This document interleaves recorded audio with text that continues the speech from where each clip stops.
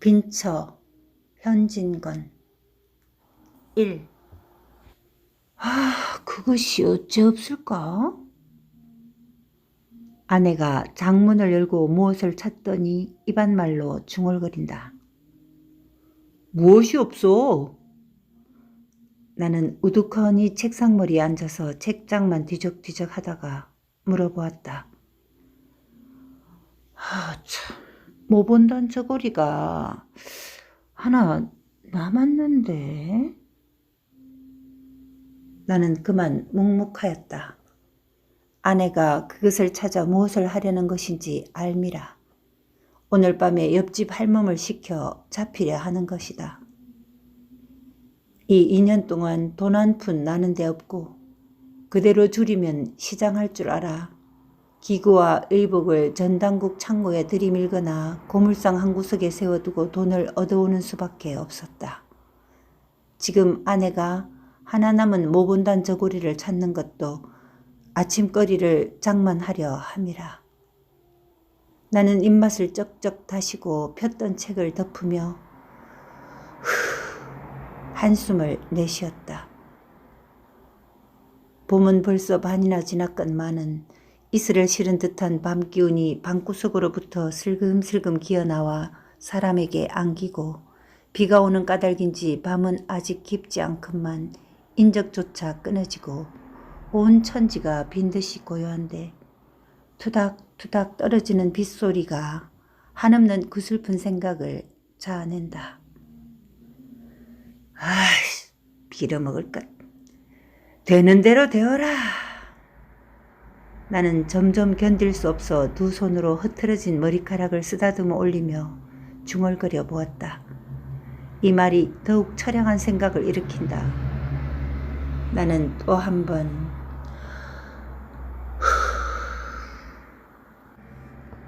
한숨을 내쉬며 왼팔을 베고 책상에 쓰러지며 눈을 감았다. 이 순간에 오늘 지낸 일이 불현듯 생각이 난다. 늦게야 점심을 마치고 내가 막 골련 한 개를 피워 물적에 한성은행 다니는 T가 공일이라고 놀러왔었다. 친척은 다 멀지 않게 살아도 가난한 꼴을 보이기도 싫고 찾아갈 적마다 무엇을 끼어내라 조르지도 아니하였건만 무슨 구차한 소리를 할까 봐서 미리 방패막이를 하고 눈살을 찌푸리는 듯하여 나는 발을 끊고 따라서 찾아오는 이도 없었다. 다만 이 T는 촌수가 가까운 까닭인지 자주 우리를 방문하였다. 그는 성실하고 공손하며 소소한 소사에 슬퍼하고 기뻐하는 인물이었다. 동년배인 우리 둘은 늘 친척 간의 비교거리가 되었었다. 그리고 나의 평판이 항상 좋지 못했다. T는 돈을 알고 위인이 진실해서 그 애는 돈푼이나 모일 것이야. 그러나 K는 아무짝에도 못 쓸 놈이야. 그 잘난 언문 섞어서 뭐라고 끄적거려 놓고 제 주제에 무슨 조선의 유명한 문학가가 된다니. 참나 시럽의 아들놈. 이것이 그네들의 평판이었다. 내가 문학인지 무엇인지 하는 소리가 까닭없이 그네들의 비위에 틀린 것이다. 더군다나 나는 그네들의 생일이나 혹은 대사 때에 돈 한 푼 이렇다는 일이 없고 T는 소위 착실히 돈벌이를 하여 가지고 국수 밥솔에나 보조를 하는 까닭이다. 얼마 아니 되어 T는 잘 살 것이고 K는 거지가 될 것이니 두고 보아. 오촌 당숙은 이런 말씀까지 하였다 한다. 입 밖에는 아니 내어도 친부모 친형제까지도 심중으로는 다 이렇게 생각할 것이다. 그래도 부모는 달라서 화가 나시면 내가 그리 하다가는 말경에 비릉뱅이가 되고 말 것이야 라고 꾸중은 하셔도 사람이란 늦복 모르느니라. 그런 사람은 또 그렇게 되느니라 하시는 것이 스스로 위로하는 말씀이고 또 며느리를 위로하는 말씀이었다. 이것을 보더라도 하는 수 없는 놈이라고 단념을 하시면서 그래도 잘 되기를 바라시고 축원하시는 것을 알겠더라. 여하간 이만하면 티의 사람됨을 가히 알 수가 있다. 그리고 그가 우리 집에 올 것 같으면 지어서 쾌활하게 웃으며 힘써 재미스러운 이야기를 하였다. 단둘이 고적하게 그날그날을 보내는 우리에게는 더할 수 없이 반가웠었다. 오늘도 그가 활발하게 집에 쑥 들어오더니 신문지에 싼 기름한 것을 이것 봐라 하는 듯이 마루 위에 올려놓고 분주히 구두끈을 끄른다. 이것은 무엇인가? 나는 물어보았다. 아, 제처의 양산이야요. 쓰던 것이 벌써 낡았고 또 살이 부러졌다나요? 그는 구두를 벗고 마루에 올라서며 나오는 웃음을 참지 못하며 번글번글 하면서 대답을 한다. 그는 나의 아내를 보며 돌연히 아주머니 좀 구경하시렵니까? 하더니 싼 종이와 집을 벗기고 양산을 펴 보인다. 휜 비단 바탕에 두어 가지 매화를 수놓은 양산이었다. 검정이는 좋은 것이 많아도 너무 칙칙해 보이고 회색이나 누렁이는 하나도 그것이야 싶은 것이 없어서 이것을 산걸요? 그는 이것보다 더 좋은 것을 살 수가 있나? 하는 뜻을 보이려고 애를 쓰며 이런 발명까지 한다. 이것도 퍽 좋은데요.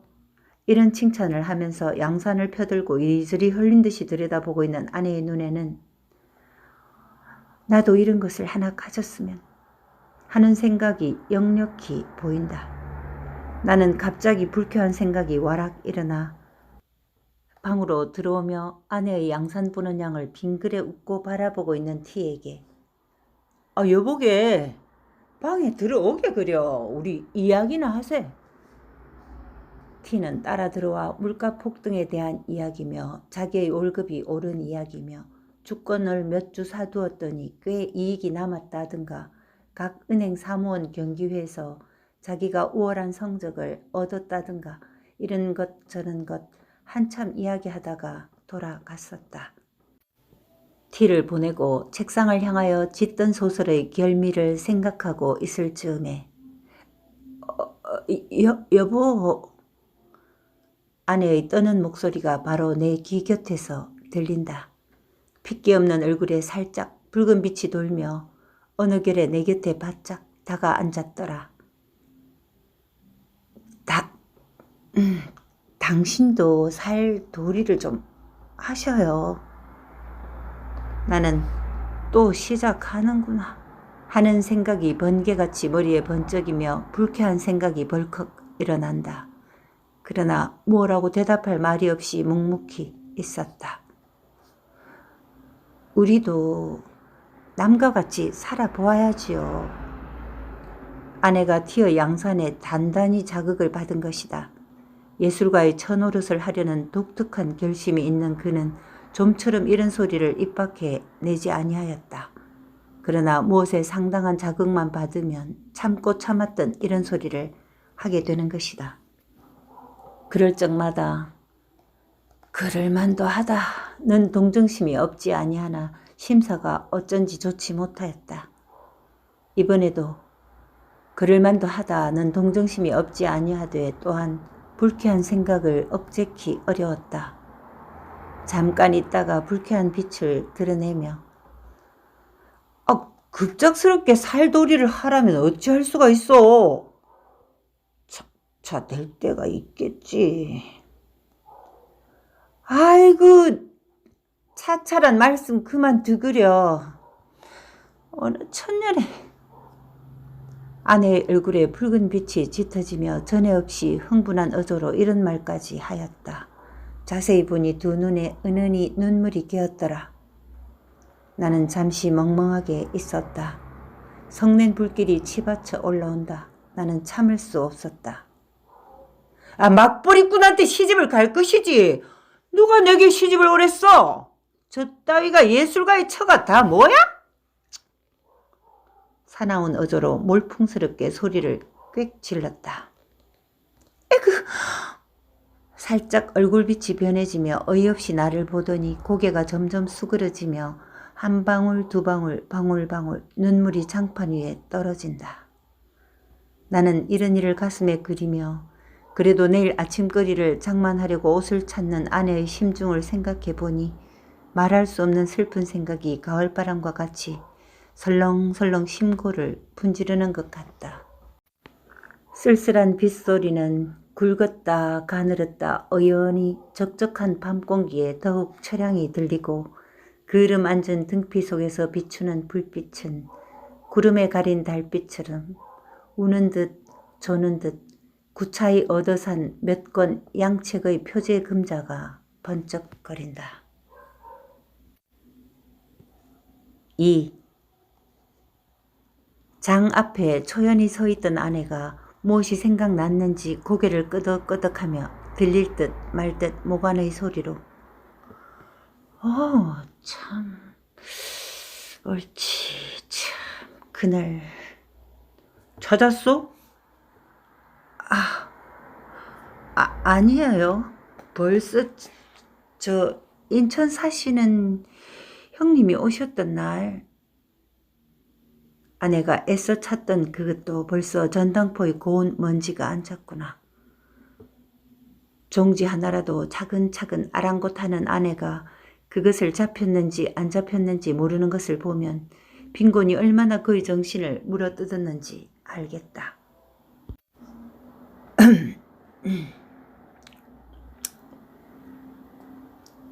한참 동안 서로 아무 말이 없었다. 가슴이 어째 답답해지며 누구하고 싸움이나 좀 해보았으면, 소리껏 고함이나 질러보았으면, 실컷 울어보았으면 하는 일종 이상한 감정이 부글부글 피어오르며 전신에 이가 스물스물 기어다니는 듯 옷이 어째 몸에 끼어 견딜 수가 없다. 나는 이런 감정을 노골적으로 드러내며 점점 구차한 살림에 실증이 나서 못 견디겠지? 아내는 무엇을 생각하는지 모르게 정신을 잃고 섰다가 그 개슴츠레한 눈이 둥그레지며 네? 어째서요? 뭘 그렇지. 싫은 생각은 조금도 없어요. 이렇게 말이 오락가락함을 따라 나는 흥분의 도가 점점 짙어간다. 그래서 아내가 떨리는 소리로 어째 그런 줄 아셔요? 하고 반문할 적에 나를 쑥맥으로 알아? 라고 격렬하게 소리를 높였다. 아내는 살짝 분한 빛이 눈에 비치어 물끄러미 나를 들여다본다. 나는 괘씸하다는 듯이 흘겨보며 그러면 그거 모를까? 오늘날까지 잘 참아오더니 이제는 점점 기색이 달라지는 걸 뭐. 물론 그럴만도 하지만은. 이런 말을 하는 내 가슴에는 지난 일이 활동사진 모양으로 얼른 나타난다. 6년 전 그때 나는 16세이고 저는 18세였다. 우리가 결혼한 지 얼마 아니 되어 지식에 목마른 나는 지식의 바닷물을 얻어 마시려고 표연히 집을 떠났었다. 광풍에 나부끼는 버들림 모양으로 오늘은 지나 내일은 일본으로 굴러다니다가 금전의 탓으로 지식의 바닷물도 흠씬 마셔보지도 못하고 반그들충이가 되어 집에 돌아오고 말았다. 내게 시집 올 때에는 방글방글 피려는 꽃봉오리 같던 아내가 어느 결에 기울어가는 꽃처럼 두 뺨에 선연한 빛이 스러지고 이마에는 벌써 두어금 가는 줄이 그려졌다. 처가 덕으로 집칸도 장만하고 세간도 얻어 우리는 소위 살림을 하게 되었다. 처음에는 그럭저럭 지냈었지만은 한푼 나는 데 없는 살림이라 한 달 가고 두 달 갈수록 점점 곤란해질 따름이었다. 나는 보수 없는 독서와 가치 없는 창작으로 해가 지고 날이 새며 쌀이 있는지 나무가 있는지 망연케 몰랐다. 그래도 때때로 맛있는 반찬이 상에 오르고 입은 옷이 과히 추하지 아니함은 전혀 아내의 힘이었다. 전들 무슨 벌이가 있으리요. 부끄럼을 무릅쓰고 친가에 가서 눈치를 보아가며 구차한 소리를 하여가지고 얻어온 것이었다. 그것도 한두 번 말이지 장구한 세월에 어찌 늘 그럴 수가 있으랴. 말경에는 아내가 가져온 세간과 의복에 손을 대는 수밖에 없었다. 잡히고 파는 것도 나는 아른 채도 아니하였다. 그가 애를 쓰며 퉁명스러운 옆집 할멈에게 돈푼을 주고 시켰었다. 이런 고생을 하면서도 그는 나의 성공만 마음속으로 깊이 깊이 믿고 빌었었다. 어느 때에는 내가 무엇을 짓다가 마음에 맞지 아니하여 쓰던 것을 집어던지고 화를 낼 적에 왜 마음을 조급하게 잡수셔요. 저는 꼭 당신의 이름이 세상에 빛날 날이 있을 줄 믿어요. 우리가 이렇게 고생을 하는 것이 장차 잘 될 근본이야요. 하고 그는 스스로 흥분되어 눈물을 흘리며 나를 위로한 적도 있었다. 내가 외국으로 다닐 때 소위 신풍조에 뜨이어 까닭없이 구식 여자가 싫어졌다. 그래서 나이 일찍이 장가든 것을 매우 후회하였다. 어떤 남학생과 어떤 여학생이 서로 연애를 주고받고 한다는 이야기를 들을 적마다 공연히 가슴이 뛰놀며 부럽기도 하고 비감스럽기도 하였었다. 그러나 낯살이 들어갈수록 그런 생각도 없어지고 집에 돌아와 아내를 겪어보니 의외의 그에게 따뜻한 맛과 순결한 맛을 발견하였다. 그의 사랑이야말로 이기적 사랑이 아니고 헌신적 사랑이었다. 이런 줄을 점점 깨닫게 될 때에 내 마음이 얼마나 행복스러웠으랴. 밤이 깊도록 다듬이질을 하다가 그만 옷 입은 채로 쓰러져 고나게 자는 그의 파리한 얼굴을 들여다보며 나에게 위안을 주고 원조를 주는 천사요 하고 감격이 극하여 눈물을 흘린 일도 있었다. 내가 알다시피 내가 별로 천품은 없으나 무슨 저작가로 몸을 세워보았으면 하여 나날이 창작과 독서에 전심력을 바쳤다. 물론 아직 남에게 인정될 가치는 없는 것이다. 그 영향으로 자연 일상생활이 마루하게 되었다. 이런 곤란에 그는 그 2년 견디어 왔건만은 나의 하는 일은 오히려 아무 보람이 없고 방 안에 놓였던 세간이 줄어가고 장롱에 찼던 옷이 거의 다 없어졌을 뿐이다. 그 결과 그다지 견딜성 있던 저도 요사이 와서는 때때로 쓸데없는 탄식을 하게 되었다. 손잡이를 잡고 마루 끝에 우두커니 서서 하염없이 먼 산만 바라보기도 하며 바느질을 하다 말고 실신한 사람 모양으로 멍멍이 앉아있기도 하였다. 창경으로 비치는 어스름한 햇빛에 나는 흔히 그의 눈물 머금은 근심 있는 눈을 발견하였다. 이럴 때 말할 수 없는 쓸쓸한 생각이 들며 일없이 마누라! 하고 부르면 그는 몸을 흠칫하고 고개를 저리로 돌려 치맛자락으로 눈물을 씻으며 네? 하고 울음에 떨리는 가는 대답을 한다. 나는 등에 물을 끼얹는 듯 몸이 으쓱해지며 처량한 생각이 싸늘하게 가슴에 흘렀었다. 그러지 않아도 자비하기 쉬운 마음이 더욱 심해지며 내가 무자격한 탓이다 하고 스스로 멸시를 하고 나니 더욱 견딜 수 없다. 그럴 만도 하다는 동정심이 없지 아니하되 그래도 그만 불쾌한 생각이 일어나며 에이씨, 계집이란 할 수 없어? 혼자 이런 불평을 중얼거렸다. 환등 모양으로 하나씩 둘씩 이런 일이 가슴에 나타나니 무엇라고 말할 용기조차 없어졌다. 나의 유일한 신앙자이고 위로자이던 저까지 나를 안 믿게 되고 말았다.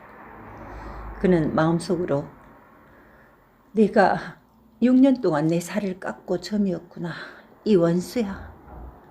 할 것이다. 이렇게 생각하며 그의 불같은 사랑까지 없어져 가는 것 같았다. 아니, 흔적도 없이 사라지고 만 것 같았다. 나는 감상적으로 허둥허둥하며 낸들 마누라를 고생시키고 싶어 시키겠어? 비단옷도 해주고 싶고 좋은 양산도 사주고 싶어요. 그러길래 웬종일 쉬지 않고 공부를 아니하오? 남 보기에는 편편히 노는 것 같아도 실상은 그렇지 않아. 본들 모른단 말이오? 나는 점점 강한 가면을 벗고 약한 진상을 드러내며 이와 같은 가소로운 변명까지 하였다. 웬 세상 사람들이 다 나를 비소하고 모욕하여도 상관이 없지만 마누라까지 나를 안 믿어주면 어찌한단 말이오? 내 말에 스스로 자극이 되어가지고 마침내 길이 탄식을 하고 그만 쓰러졌다. 이 순간에 고개를 숙이고 아마 하염없이 입술만 물어뜯고 있던 아내가 호련 여보! 울음소리를 떨면서 무너지는 듯이 내 얼굴에 쓰러진다. 영서? 하고는 북받쳐 나오는 울음에 말이 막히고 불덩이 같은 뒷뺨이 내 얼굴을 누르며 흑흑 느끼어 운다. 그의 두 눈으로부터 샘솟듯 하는 눈물이 제 뺨과 내 뺨 사이를 따뜻하게 젖어 퍼진다. 내 눈에서도 눈물이 흘러내린다. 뒤숭숭하던 생각이 다 이 뜨거운 눈물에 봄눈 쓸듯 쓰러지고 말았다. 한참 있다가 우리는 눈물을 씻었다. 내 속이 얼만큼 시원한지 몰랐다. 용서해 주세요. 그렇게 생각하실 줄은 몰랐어요. 이런 말을 하는 아내는 눈물에 부어오른 눈꺼풀을 아픈 듯이 끔적거린다. 암만 구차하기로니 실정이야 날까요? 나는 한 번 먹은 마음이 있는데. 가만히 변명을 하는 아내의 눈물 흔적이 어릉어릉한 얼굴을 물끄러미 바라보며 겨우 심신이 거뜬하였다. 3. 어제 일로 심신이 피곤하였던지 그 이튿날 늦게야 잠을 깨니 간밤에 오던 비는 어느 결에 그치었고 명랑한 햇발이 미닫이에 높았더라. 아내가 다시금 장문을 열고 잡힐 것을 찾을 즈음에 누가 중문을 열고 들어온다. 우리는 누군가 하고 귀를 기울일 적에 밖에서 아씨! 하는 소리가 들렸다. 아내는 급히 방문을 열고 나갔다. 그는 처가에서 부리는 할멈이었다. 오늘이 장인 생신이라고 어서 오라는 말을 전한다. 오늘이야? 참 옳지. 오늘이 2월 16 날이지? 나는 깜빡 잊었어. 원 아씨는 딱도 하십니다. 어쩌면 아버님 생신을 잊으신단 말씀이요. 아무리 살림이 자미가 나시더라. 시큰둥한 할멈은 선웃음을 쳐가며 이런 소리를 한다. 가난한 살림에 골몰하느라고 자기 친부의 생신까지 잊었는가 하매 아내의 정지가 더욱 측은하였다. 오늘이 본가 아버님 생신이라요. 어서 오라시는데. 어서 가구려. 당신도 가셔야지요. 우리 같이 가셔요. 하고 아내는 하염없이 얼굴을 붉힌다. 나는 처가에 가기가 매우 싫었었다. 그러나 아니 가는 것도 내 도리가 아닐 듯하여 하는 수 없이 두루마기를 입었다. 아내는 머뭇머뭇하며 양미간을 보일 듯 말 듯 찡그리다가 곁눈으로 나를 살짝 엿보더니 돌아서서 급히 장문을 연다. 입을 옷이 없어서 망설거리는구나. 나도 슬쩍 돌아서며 생각하였다. 우리는 서로 등지고 섰건만 그래도 아내가 거의 다 빈 장 안을 들여다보며 입을 만한 옷이 없어서 눈살 찌푸린 양이 눈앞에 선연함을 어찌할 수가 없었다. 자, 가셔요. 무엇을 생각하는지 모르게 정신을 잃고 섰다가 아내의 부르는 소리를 듣고 나는 기계적으로 고개를 돌렸다. 아내는 당목 옷으로 갈아입고 내 마음을 알았던지 나를 위로하는 듯이 방글에 웃는다. 나는 더욱 쓸쓸하였다. 우리 집은 천변 배다리 곁에 있고 처가는 안국동에 있어 그 거리가 꽤 멀었다. 나는 천천히 가노라 하고 아내는 속히 오느라고 오건만은 그는 늘 뒤떨어졌었다. 내가 한참 가다가 뒤를 돌아보면 그는 늘 멀리서 떨어져 나를 따라오려고 애를 쓰며 주춤주춤 걸어온다. 길가에 다니는 어느 여자를 보아도 고이 비단 옷을 입고 고운 신을 신었는데 아내만 당목 옷을 허술하게 차리고 청목당이로 타박타박 걸어오는 양이 나에게 얼마나 애연한 생각을 일으켰는지. 한참 만에 나는 넓고 높은 처가 대문에 다다랐다. 내가 안으로 들어갈 적에 낯선 사람들이 나를 힐끔힐끔 본다. 그들의 눈에 이 사람이 누구인가? 이 집 하인인가 보다 하는 경멸이 여기는 빛이 있는 것 같았다. 안 대천 가까이 들어오니 모두 내게 분분히 인사를 한다. 그 인사하는 소리가 내 귀에는 어째 비소하는 것 같기도 하고 모욕하는 것 같기도 하여 공연히 가슴이 두근거리고 얼굴이 후끈거렸다. 그 중에 제일 내게 친숙하게 인사하는 사람이 있다. 그는 아내보다 3년 맞이인 처형이었다. 내가 어려서 장가를 들었으므로 그때 그는 나를 못 견디게 시달렸다. 그때는 그게 싫기도 하고 밉기도 하더니 지금 와서는 그때 그러한 것이 도리어 우리를 무관하게 정답게 만들었다. 그는 인천 사는데 자기 남편이 기밀을 하여 가지고 이번에 돈 10만 원이나 착실히 땄다 한다. 그는 자기의 잘 사는 것을 자랑하고자 함인지 비단을 내리감고 얼굴에 부유한 태가 질질 흐른다. 그러나 분으로 숨기려고 애쓴 보람도 없이 눈 위에 퍼렇게 멍든 것이 내 눈에 띄었다. 왜 마누라는 어쩌고 혼자 오셔요? 그는 웃으며 이런 말을 하다가 중문편을 바라보더니 그러면 그렇지 동부인 아니하고 오실라고? 혼자 주고받고 한다. 나도 이 말을 듣고 슬쩍 돌아다 보니 아내가 벌써 중문 앞에 들어섰더라. 그 수척한 얼굴이 더욱 수척해 보이며 눈물 괜 듯한 눈이 하염없이 웃는다. 나는 유심히 그와 아내를 번갈아 보았다. 처음 보는 사람은 분간을 못하리만큼 그들의 얼굴은 혹사하다. 그런데 얼굴빛은 어쩌면 저렇게 틀리는지. 하나는 이글이글 만발한 꽃 같고 하나는 시들시들 마른 낙엽 같다. 아내를 형이라 하고 처형을 아우라 하였으면 아무라도 속을 것이다. 또 한 번 아내를 보며 말할 수 없는 쓸쓸한 생각이 다시금 가슴을 누른다.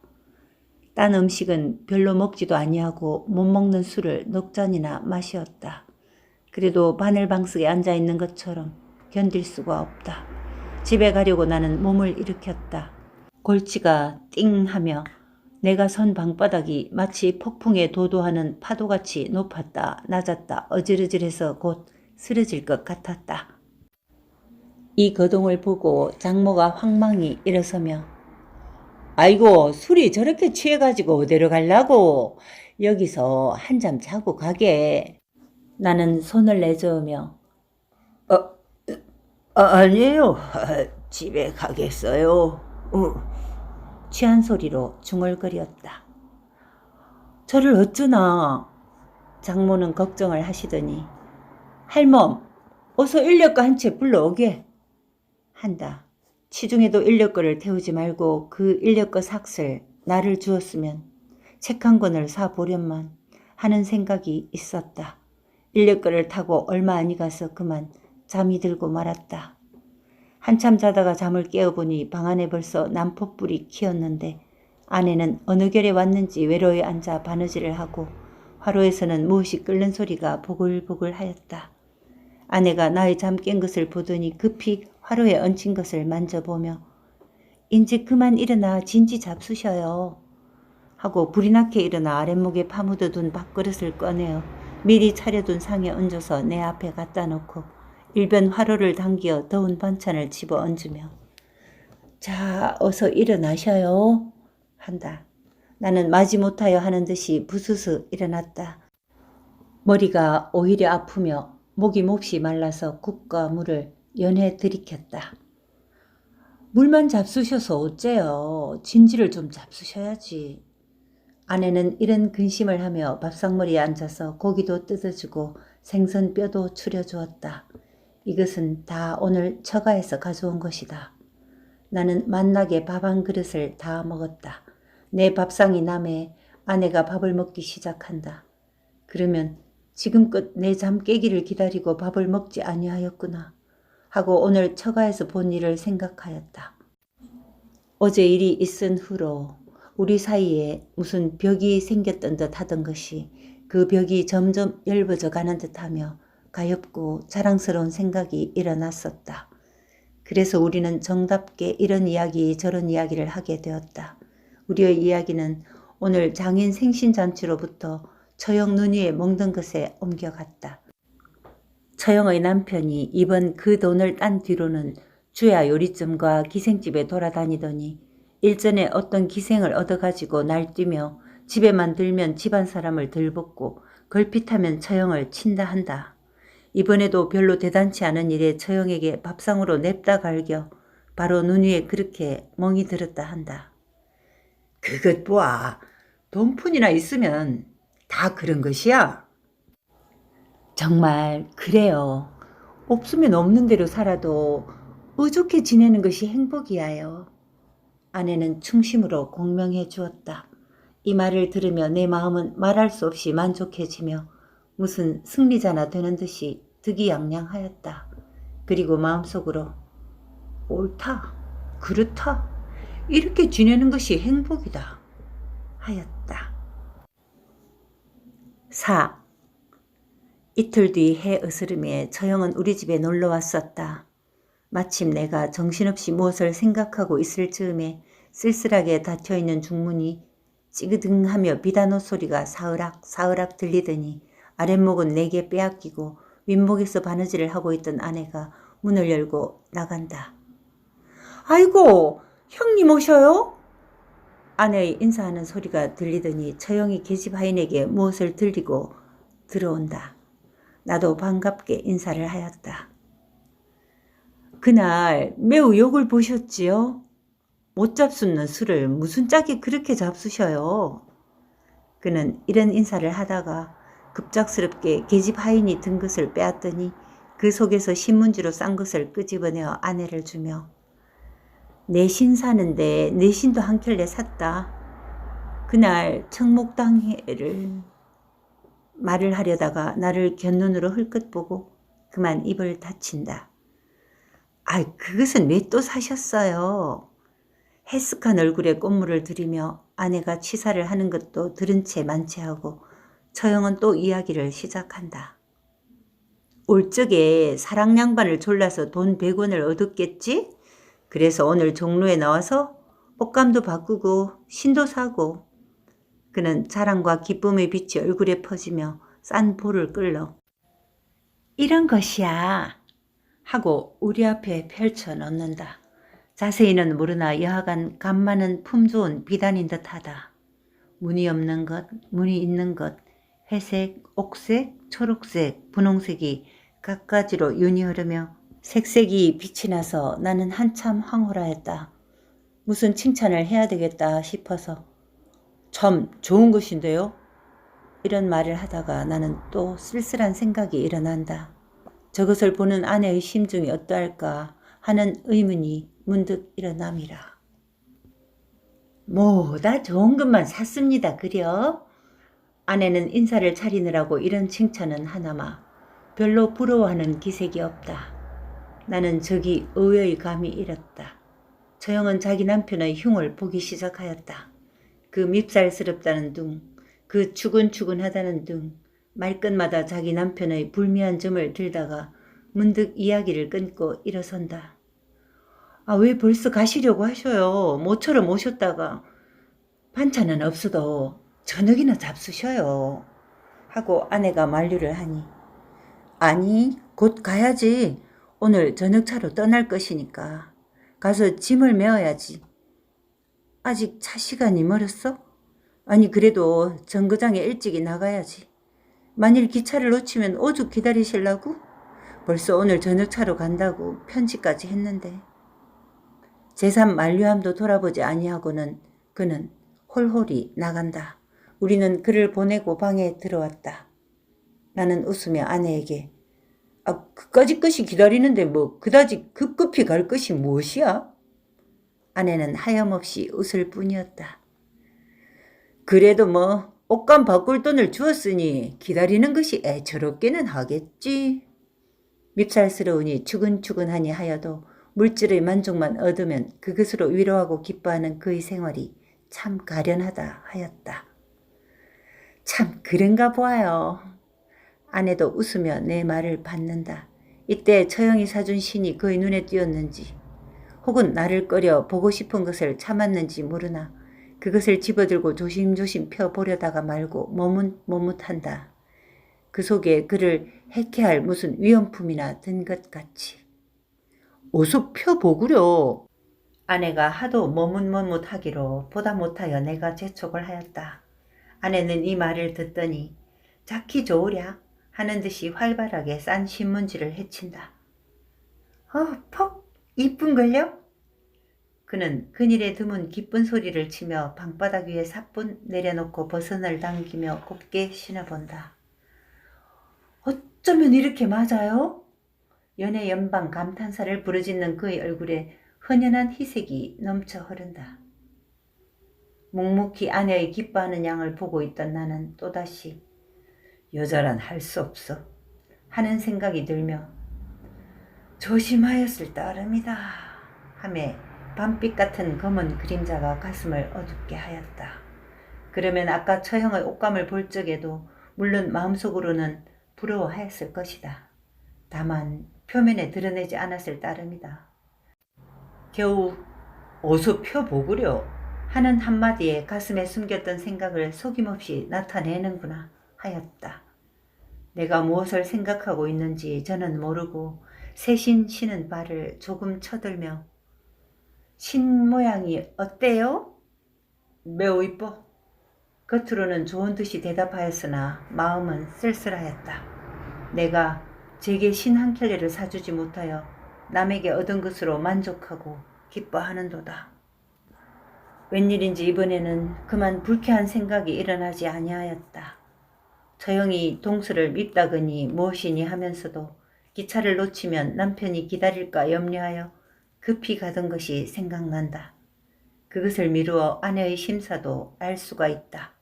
부득이한 경우라 할 일 없이 정신적 행복에만 만족하려고 애를 쓰지만은 기실 부족한 것이다.